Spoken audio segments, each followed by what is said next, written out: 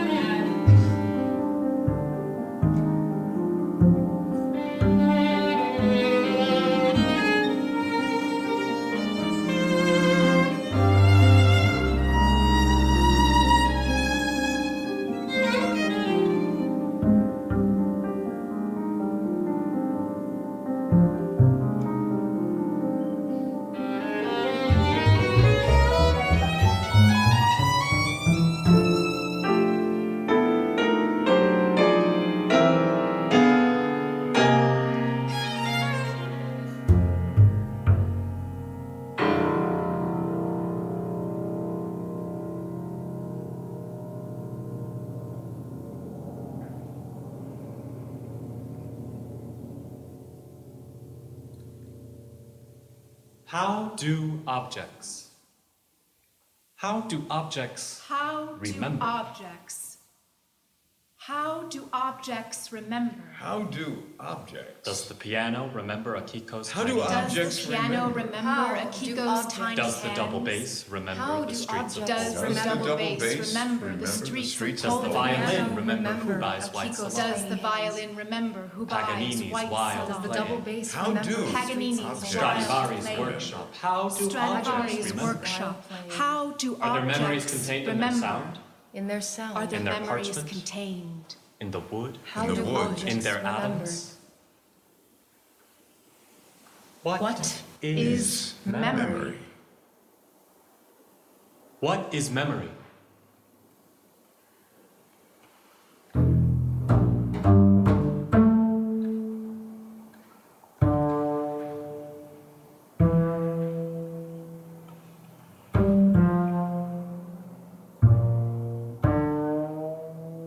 This is the double bass you want me to repair. Yes. My friend, an experienced instrument maker, almost fell off his chair. It's gonna cost you a fortune, Ailey, and it'll still be a piece of junk. You're the best. Even so, there's only so much I can do. Just look at the thing. What do you think I've been doing? I've been bringing all kinds of double basses to our room for years. I had a middleman who bought them up cheap in Poland. I wanted my students to have affordable instruments, which they couldn't get in Israel. And then, of course, there was this other thing. But never mind about that. But seriously, Ailey, with the best will in the world, the thing's got a metal plate in it. It looks like it's been carried around on the back of a horse. I like my beer table theory. And check out these scratches on the inside. There's enough silicone in here to fix up an entire bathroom. Is that a problem? Forget it, Ailey. This piece of trash can be your very own Silicone Valley.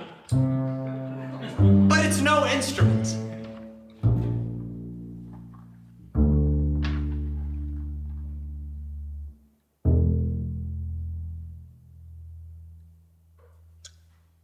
He was right, objectively speaking, but still, a little offended. I packed my piece of trash back in its case and left. Even Aram thought I was crazy. But I didn't want to let the instrument go. I couldn't. What was wrong with me? When the violin came my way, I had been playing a very nice instrument for many years. I was perfectly happy with it, although I have to say it never felt completely right. I still longed for that special sound. And now here was this unbelievably valuable violin. It came with the position of concertmaster. That was what the owner had stipulated. A patron who wishes to remain anonymous for whatever reason. The invitation from Hiroshima unsettled me. It wasn't just because I had grown up in Los Angeles as the daughter of Japanese parents, and you could say I'd carried the tragedy of the two cultures with me since birth. It was mostly because they wanted me to play the concert on Akiko's piano, a piano that had belonged to a young woman who had died in the bomb blast, whereas it had survived with barely a scratch. We don't believe. We believe. We don't believe.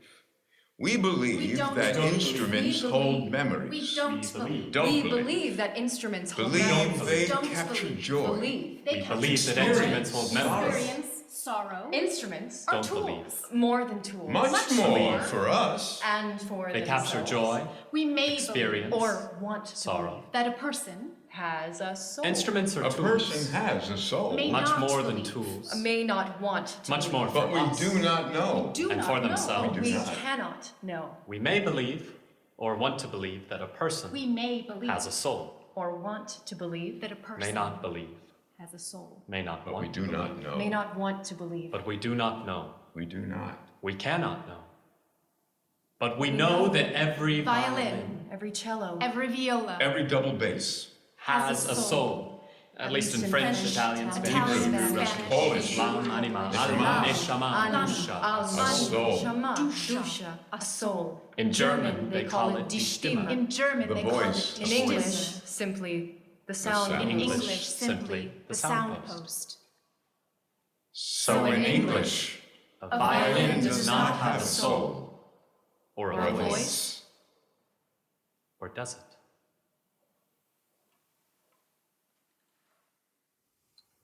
Very carefully, I took the violin out of its case. A 1726 Stradivarius, named after Jenő Hubay, the Hungarian virtuoso of the Belle Epoque. I knew he was a wonderful violinist, but I knew nothing of him as a composer. And before him, Paganini himself had played it. That much I knew. Its lacquer was an unusual color, a kind of tawny orange on a golden wood. This instrument contained over 300 years of music and musicians. It had given countless performances to all sorts of audiences at all sorts of times. I placed it beneath my chin and sensed joy, triumph, maybe a little despair, even tears. And men, so many men. As far as I'm aware, I'm the first woman to play the Stradivarius, although it does have other women in its past. My father had to leave his double bass back in Poland. It was this wonderful old Italian piece made of flame maple. It had a dark, strong sound. His first love. When I was a kid, he'd tell me stories about it as we walked along the beach at Athlete, and he held my little hand in his big ones, his hands that had grown hard and calloused from his work as a fisherman.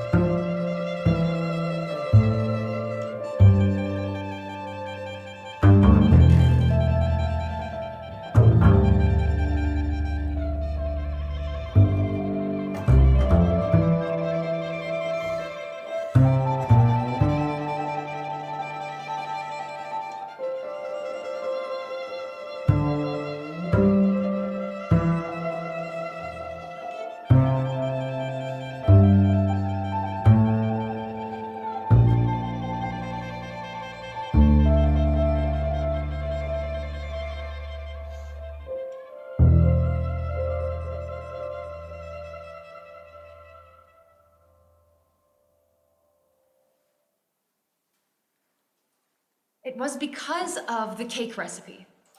Because it was American made. Because of the hiking club at Hiroshima University. Because of Mrs. Futakuchi, The the neighbor. Because of Futakuchi-san's children. Because of the journals. It was fate. It was fate. It was fate. It was fate.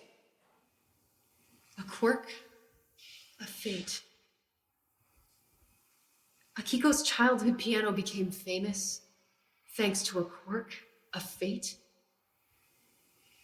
What does that even mean? If you acquire an A-bombed piano, one of those atom-bombed pianos, is that fate? Is it quirky? Maybe destiny is a better word. Hiroshima and Nagasaki are full of the things. In 1945, they stood by the roadsides all over the city, in shock, naked. Their owners were dead, incinerated, vaporized, little Giacometti dolls baked together like something out of Dresden or Pompeii. The enemy had unleashed a new Vesuvius over Hiroshima. The enemy, the Americans. Me. The me who was born in California to Japanese parents, second time around. Asian American. But first, death. Death all around her, everywhere she looked. The ruined city, the black river. She started to run, she started to swim. I pushed myself on. Mountains of corpses around her. Me, their lungs shredded by the shock waves, blood seeping from their internal organs, and alongside them stood all the damaged pianos, and a low, moaning sound came out of their gaping insides.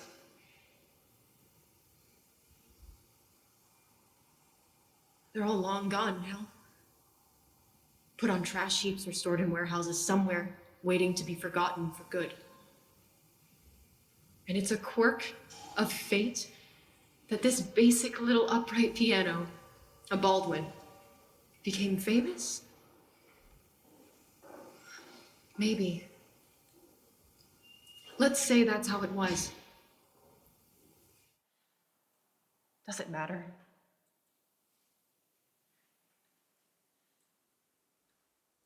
Maybe.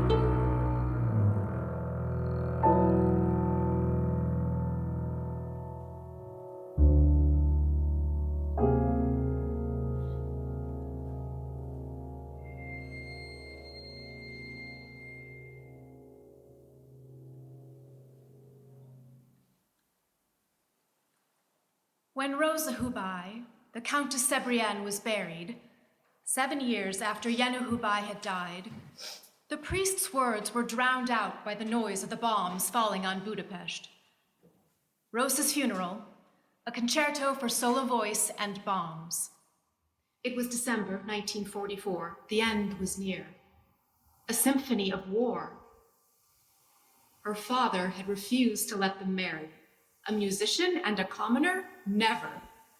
Their relatives flung up their hands in horror at the thought of the misalliance. But the young countess got her way. She cared little for convention. Betraying her family and her name? Betraying her love seemed worse. But who talks of her now? Where does her name appear in the history books? He's the only one who's ever mentioned. Yeno Hubai, violinist, virtuoso, composer, teacher, host of the legendary afternoon concerts at the White Salon, named after the palace where they took place.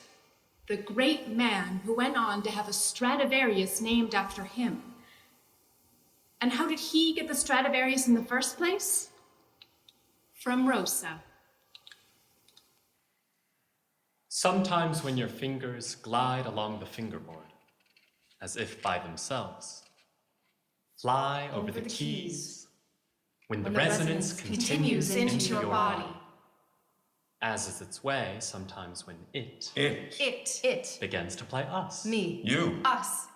In moments of great joy, sometimes we ask ourselves if music is also spirit. Spirit. Music is also spirit. A spirit that inhabits an instrument, that uses people. Me. You. Us. To beget other instruments which will enable this spirit to come to consciousness. Consciousness. This spirit. Then that means that we are not creators merely, We part are of not blind nature, creators. beings Enable who this assign spirit meaning to to an come to external consciousness. force. Is that not who we are? Beings who assign meaning to an external force. Is that not who we are? To the extent that it is a force, and not just random events. Not just random events. To which we assign meaning, because it is in our nature. What is? When is? Where is consciousness? Consciousness. Where is consciousness? Remembering and forgetting has always been a theme of mine. My entire family was sent to Auschwitz, on my mother's side and my father's. There were no survivors, apart from my mother, who had been about to study German literature at university, and my father and his brother, who were both musicians, one the double bass, the other the French horn. They didn't want to leave. They weren't Zionists, and the prospect of exchanging their intellectual, artistic lives for hard physical labor in the Arabian desert didn't exactly thrill them. Pioneers, Eretz Israel, the Promised Land, that was never their dream. But their time was up. National Socialism was growing ever stronger. The air was running out. My mother was first to arrive. She became a seamstress. They needed workers, not artists or intellectuals. Then my father's brother, and at the last minute, he made it himself and became a fisherman. This was 1939, right before the Germans invaded Poland. Arrived, became a fisherman, stayed a fisherman. He provided for his family, stoic, determined, year after year.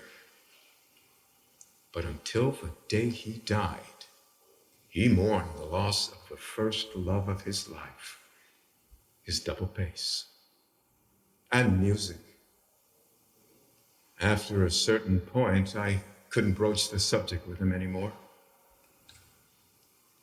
The young Hubai could never have afforded a violin like that on his own, despite his success. No more than I could today. Even way back then, a Stradivarius would sell for astronomical sums. A patron gave him the instrument on loan, but only for a limited time. As far as I know, the patron planned to sell it at auction after that to the highest bidder. So the relationship was always running on borrowed time. Just like it is for me now. The closer the end came, the more unbearable it must have been for Hubai. Throughout my childhood, I had these dreams. A white light, a flash, so bright it's as if the sun has fallen into my head. I'm flung through the air and I'm pressed into the ground. I can't see anymore. I can't breathe anymore. I'm fighting for air and my skin starts to glow and then I wake up. Over the years, the dreams became less frequent. I forgot about them until they invited me to Hiroshima to give a concert on this upright piano flecked with shards of glass, which had suddenly become so famous. I have no idea how Hubai felt on the day his violin was auctioned off. Maybe he smashed up some furniture or threw a glass at the wall or tried to tear a chunk out of the carpet with his teeth. In his shoes, I would just sit in the bathtub with a mountain of strudels and eat my feelings.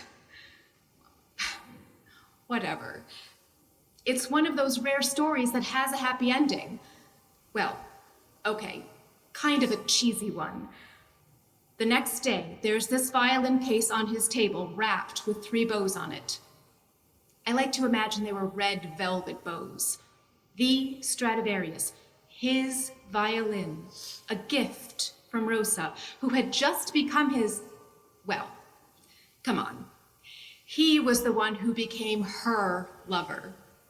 She was born rich, powerful, and stubborn, and she won him the violin at auction. And she didn't care what anyone said.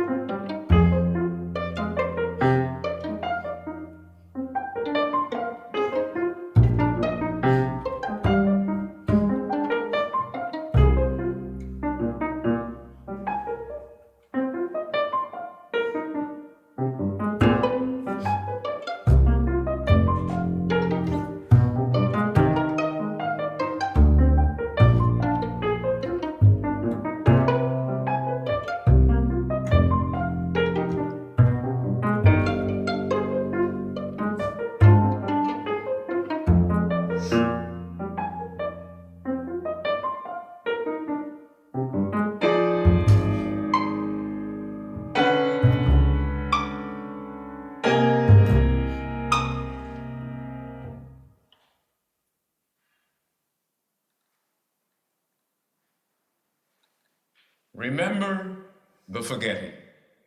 Forget the remembering. Remember and Remember the forgetting. and forget. Forget the remembering. Remember the Remember. forgetting. And remember. Forget the remembering. And forget. Remember and. What should we Remember remember? and. What should we forget? remember? What may we remember? What should we forget? What may we forget? What may we remember? What must we remember? What may we What forget? must we we forget? What must we forget? Must. Who says must? May. Who says may? Should. Must. Who says should? Who says must? When we forget. May. Who What says remains? What's coming? may? Should. Who says should? When we remember, When we When forget. we forget. When we forget. What remains? What's coming? What is When we remember. When we forget. What is memory? Zebulun, Palestine Seafaring Society, Jewish Association for the Promotion of the Training of Jews as Fishermen and Seamen and their Immigration to Palestine. Testimony. Name, Shimon Makakevich. Date of birth, March 12, 1910. in Lodge. Previous occupation, double bassist in the Wielka Orkiestra Symfoniczna Polskiego Radia. Date of examination, June 26th, 1939. Grades, seamanship, good. Net handling, good. Nautical skills, etc., etc. Examination passed with the following grade, good. This document, signed by Captain Peach, the school teacher. He wasn't Jewish. He was just an ordinary guy who hated the Nazis and wanted to help. That line about his previous occupation was the only thing that remained of my father's life in Poland, and as a musician, a double bassist in the Polish Radio Symphony Orchestra. August 6th, 1933. Today I went to Tabara. I saw a drop of dew on a potato leaf. The morning sun was shining on the dewdrop. It sparkled like a diamondo. A journal entry, almost a haiku. I traveled to Japan before the others. I wanted to spend some time in the Heiwa Kinen Shiryokan, the Peace Memorial Museum in Hiroshima. I wanted to have some time for myself. So I spent days there, buried deep in Akiko's journal. I looked at the photos. She was a pretty girl with serious, perceptive eyes who wrote so much about her dedication to her piano. The same piano that her parents had shipped back to Japan for her when they left the States in 1932. To Hiroshima, of all places. In the evening, Hatsue-san, Chizuko-san, Satoko-san, Nobu-san, and I all played together. I did well on the piano. She had just turned 7. It's the first entry of hundreds, thousands. I mean, she only stopped writing when the sky exploded. The heat was so intense that it vaporized the birds that were flying in the sky. When I decided I wanted to become a musician, my father didn't say anything. He just looked at his hands. Once I asked him to play me something on my double bass, and he left the room. He never came to my concerts. He never went to any concerts. Even when I made soloists at the Israel Philharmonic, I never saw him. But I never asked either. There was a silent pain there, and I shied away from it. But what if I'd asked him and held out for an answer? Friday, February 28th, 1936. Cloudy, then snow. I came home and practiced my calligraphy for Ogawa sensei. I wrote Senso Gunki Taiho, war, banner, cannon. That's exactly how it was. War, banner, cannon in calligraphy class. She had just turned 10. It was all happening by then. The militarization, the subtle indoctrination of the children. She was hardworking and eager and believed what people told her. She was a child of her time. Same as today. Maybe this time I've just been lucky. Lucky to be born in a democratic society. Lucky that I've been able to devote myself to my love of music ever since I was a child.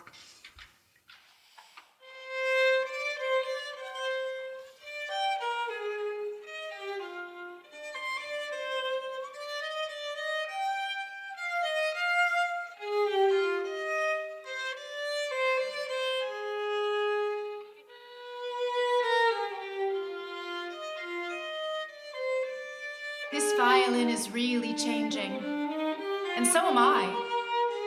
With this violin, I see things different. I hear different. It demands a new technique from me, a new way of playing. I even have new ways of thinking. No wonder. When you think about it, it's not quite clear who's on loan here. The ancient violin, or me, the mortal. We're both on loan to each other. A borrowed landscape, like a Japanese temple garden, designed to harmonize with its wider surroundings. The violin is the mountain, a feature on my horizon. I'm the garden, and this infinite mountain expands me way beyond my own walls.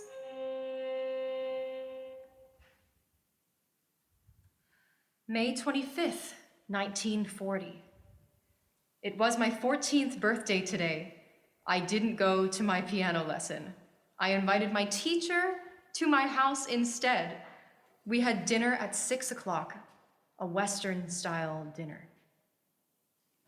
Yeah, that's right. Yeah, salad, muffins, and lemon pie to celebrate her birthday. The family brought America back into their home, despite all the anti-American propaganda. The perceptive nose of a dog. The sharp eye of a falcon. The perceptive nose of The a dog. sensitive scales of a trout. The sharp eye of a falcon. The strings of a guitar. The sensitive scales of a trout. Sharp eye. The strings of a guitar. The strings of a guitar. The valves of a eye of a trumpet. The valves of a trumpet. The wind chest of an The organ. wind The chest strings of an a organ. guitar. The wind chest. We know nothing about how an instrument organ. perceives We know phenomena. nothing. If it perceives them at all. If it perceives them at all. We know nothing about how an instrument perceives All we know is phenomena. that sometimes an instrument and player fit well together. If it perceives them Yet at all. Yet other other times times not. A violin, for example. A double bass. Even A piano. What? Is memory? Their oldest son was called up to serve in the First World War, 1915. To alleviate his feelings of despair and powerlessness, Hubai began setting a poem to music, Arapachis by Romain Rolland, an ode to peace. Perhaps it was Rosa who first gave him the poem. I like to think so. It took him 22 years to finish the work. He died before it could be performed, and by then, another war was about to start, even bigger than the first. Why do musical thoughts need so much time? Why are the damn wars always quicker? I believed in this bass. Its sound did something to my heart, despite the terrible state it was in. So I decided to restore it myself. I'm no expert, but I can be very determined. That helped. A little. In the end, I got some help from Dmitri, the old doorman at the Heikel Hartagut, the Culture Palace in Tel Aviv. He was good with his hands, better than me. He'd been a violinist once, back in Bukovina, before his family. Ugh, all these stories. Slowly, very carefully, we removed decades of dirt from the body of this instrument. We took out the screws, the nails, the silicone. We took off a piece of sheet metal, and then the bass had had enough.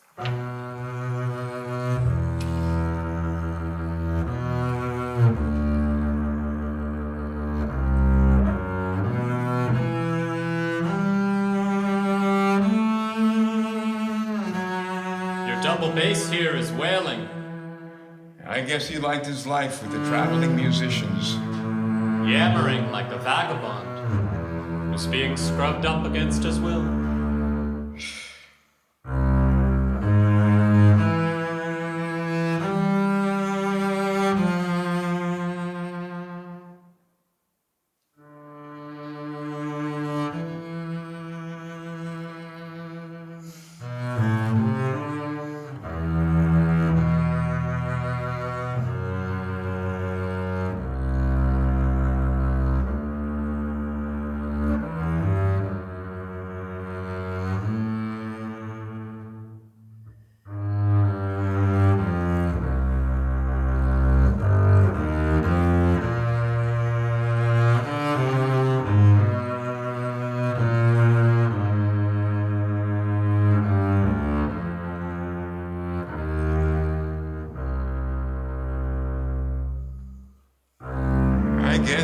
liked his life with the traveling musicians, his life on the road with the vagabonds, the itinerants, the folks who played him and lived with him, the people who schlepped him along desolate country roads and narrow footpaths, tiny villages and gray cities. And during the workers' and peasants' dictatorship, he lived through all those years of forced relocations with them too, and survived. So now he wants to be left in peace. He's made of strong stuff, a little stubborn. I'd say he suits you perfectly.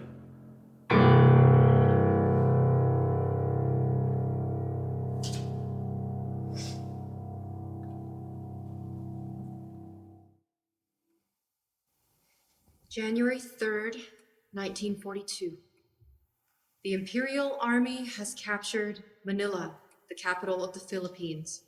Such joy, fallen, fallen, Manila has fallen. February 17th, on the 7 o'clock news, they said that Singapore has fallen. I jumped for joy. I thanked our soldiers. I had a stomach ache, but I bore it with fortitude and went to school because I have to be just as strong as the soldiers. Sunday, 19th of April, 1942. I was surprised by a headline in the newspaper. Kehin attacked from the air. 9 enemy aircraft shot down. Minor damage. There was an air raid warning in Hiroshima too.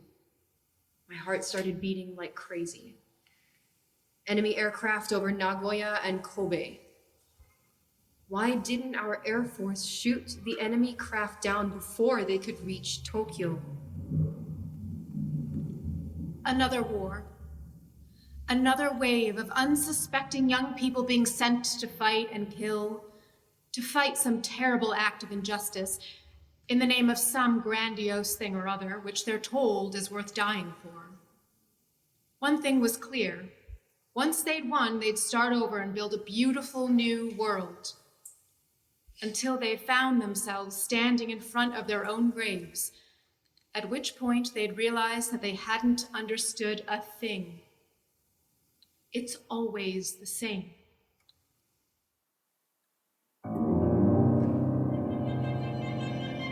Who are you? What are you doing here? There's nothing to see here. Move on. What do you mean, nothing to see here? You're occupying us. What the hell are you doing in our country with all these weapons? This is pointless. Move on. Here, take these. Put them in your pocket. They're sunflower seeds. When you die on our soil, at least sunflowers will grow out of your corpse.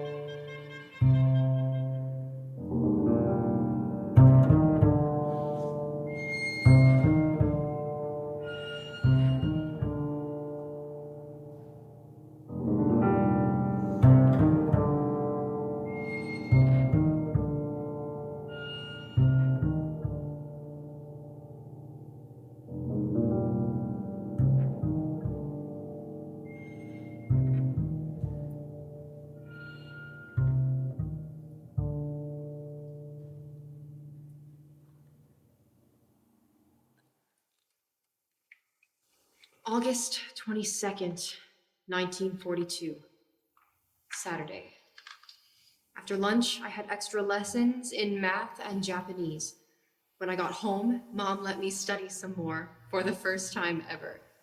She should let me study all the time because I want to get into Josen Academy. During summer vacation, she didn't let me study at all. February 8th, 1944, last night I dreamed about the Josen Academy. I dreamed that I failed the entrance exam. I cried and cried and cried. When I woke up, my eyes were wet with tears. That morning, we did our air raid drill again, and in the afternoon, I attended a meeting of the Student Movement for Air Defense at the Gokoku Shrine that went on until 3. As her journal entries get closer to the date of the disaster, she writes less and less about the piano. The less she writes, the more my despair grows. I wanted to shout out, "Stop it! I can't take it anymore! Can't you see what's about to happen?" And then we had our first rehearsal together. My first encounter with the piano. The other members of the trio stood in front of it in awe, but I got a little giddy, like a grown woman who's just bumped into an old crush. I had to stop myself from laughing out loud. I wanted to cry out, "Bet you never thought you'd end up this famous," but that would have been really inappropriate, even to myself. So I stayed calm, lifted the lid, and placed my hands on the yellowing keys, as if it were no big deal.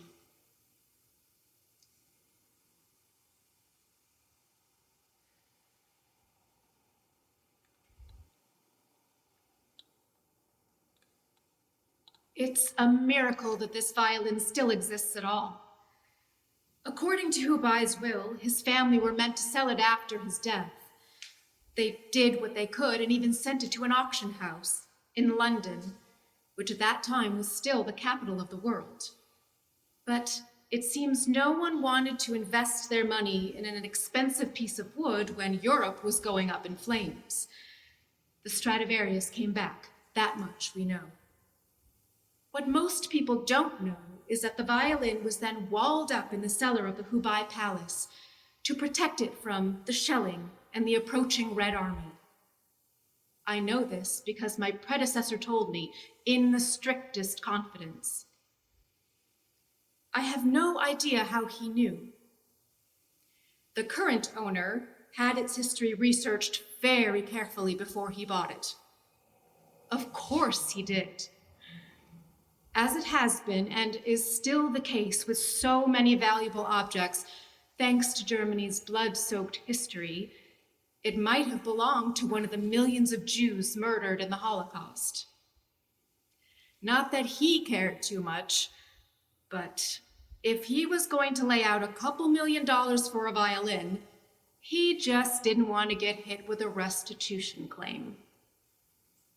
But that's another story. The point is that this violin was walled up in a corner of the cellar. This bass is way more than just stubborn. The closer I get to him, this mysterious stranger, the more I can sense how much he wants to live. His will is so strong.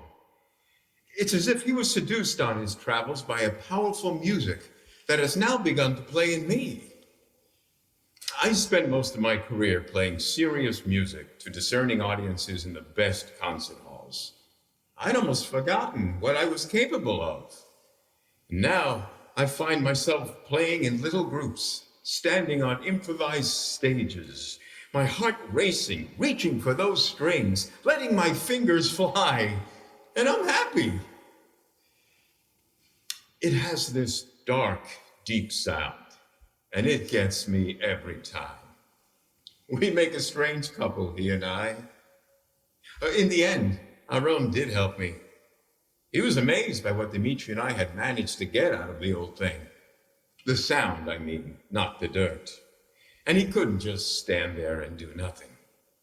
He took it in his magical old hands, and he checked all the places where we'd fix the wood. He ran his fingers along the scars in the flame maple. He examined the sound post, the soul, he called it. and he tweaked and tweaked its position until he finally got the sound of the bass just right. That bass was the last thing my middleman brought to Poland for me from Israel. After that, our contact broke off.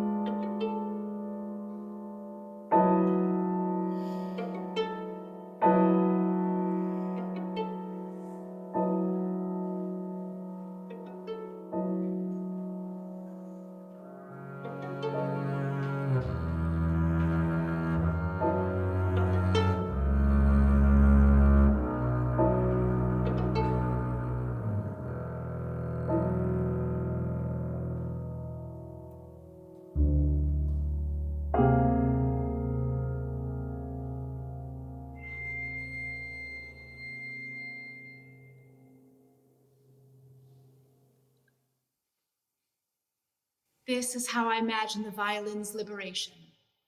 It's night, the middle of the night. First, it hears footsteps, then a cautious, gentle hammering. Finally, the wall caves in. There's this narrow beam of light. Two hands reach in and carefully lift the violin out of the hiding place in the wall which has protected it for so long. This hiding place has been its home for years and almost became its grave. The violin lay inside its wall whilst outside artillery blasted. Refugees sought shelter in the cellar. The Red Cross set up a base. German troops came and left, and then the Soviets, and then a bomb destroyed the east wing of the palace. And who knew about the existence of the violin? No more than a handful of people in the entire world. Hubei's eldest son must have known, and his wife, a Norwegian. They escaped to her family in Norway with their children. After the war was over, and before the communists came, who would do their utmost to purge Hubei's bourgeois, aristocratic name from the collective memory. So it was Norway who came to the violin's rescue in the middle of the night. Apparently, the liberator was a staffer from the Norwegian embassy in Budapest, a modest, unassuming young woman, a friend of the Hubei's. And she took the violin out of the country quietly and totally illegally. That's how it might have happened, and it might have been completely different. Are there traumatized places? Are there sacred places? The sacredness of a place has never stopped people from destroying it. Kiev, Coventry. Bamiyan Dresden. Ayodhya, The terror of a place has never stopped people from settling there. Splendid cities blossom on blood-soaked ground, villas and mansions that belonged to Murderers, studios and apartments whose owners were deported. A new national home. built on the rubble of another nation's home. Musical instruments, the sight of music. in the delicate hands of the new generation. No one asks about the bloodstains. Or the previous previous owners. No one asks where his money comes from. Or her inheritance. What is memory? What is memory? What is memory? What What is is memory? What is memory? What is memory? What is memory? What is memory? An instrument gives you a better language than words ever could. You feel more than you ever would with your heart alone. It expands your horizons into its past and into its future. Sometimes it seems to make the most wonderful sounds all by itself. Other times it doesn't want to know you. You have to earn its trust by playing, by being ready to hear and feel whatever this instrument is holding inside itself. That's what my father told me back in the day, when I was young, and we would walk along Atleet Beach together, when he would still talk about music.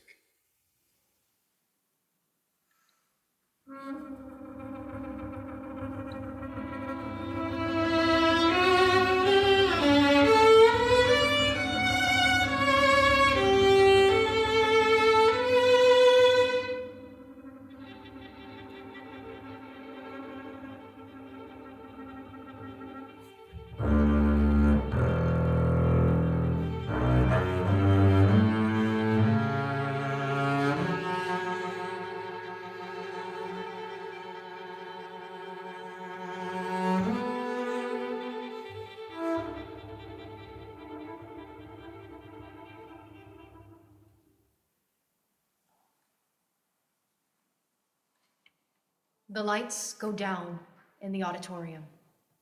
A hush falls over the audience. A spotlight comes on. I walk on stage, give a bow to acknowledge the applause, and sit down at the piano. In rehearsal, everything had still been a little hazy, a kind of déjà vu, the merest sense of something. But now the memories come flooding back. A musical anamnesis.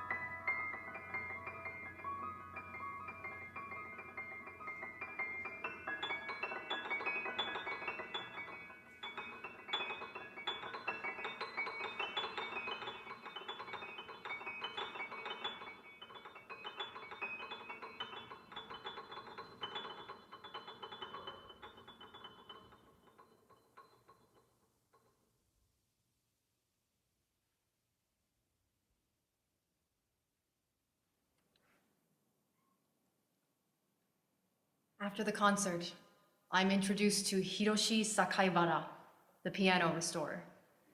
He'd come across the piano by a quirk of fate. A friend in his hiking club had made a passing comment. Apparently, he'd found it all by himself, and then for some reason he couldn't explain, he hadn't been able to let it go. He worked on it in his free time, mostly nights, slowly and patiently. No one asked him to. No one paid him to. Maybe it was because his mother was a survivor too. Maybe because one of her brothers had died from the effects of the radiation the day after the attack, just like Akiko did. Maybe it was because it was a Baldwin from the US. That might be it. And then thanks to more quirks of fate, it all came out in the open. Your restoration work is outstanding. Thank you. That is very kind of you. It was not an easy challenge that I took upon myself. It was far more time-consuming than I had expected. I had to work in a completely different way. I felt more as though I were a healer who can already see the healthy body. Sakaibara-san smiles at me, and we stand in silence for a moment. Akiko and her piano, they're bound together forever. I was searching for the missing sound. I wanted to hear what Akiko had heard. I wanted to restore it, but also preserve its fate.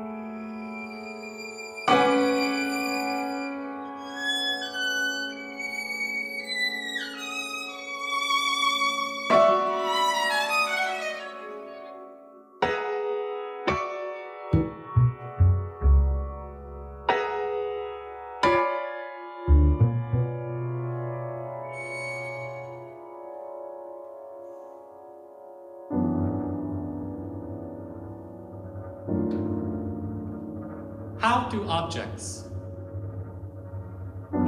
objects remember? Does the piano remember Akiko's tiny hands? Does the double bass remember the streets of Poland? Does the violin remember Hubei's white salon? Paganini's wild playing?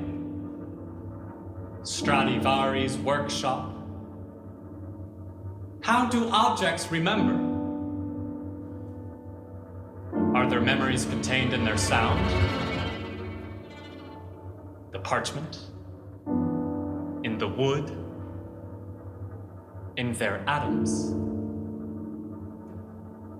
What is memory?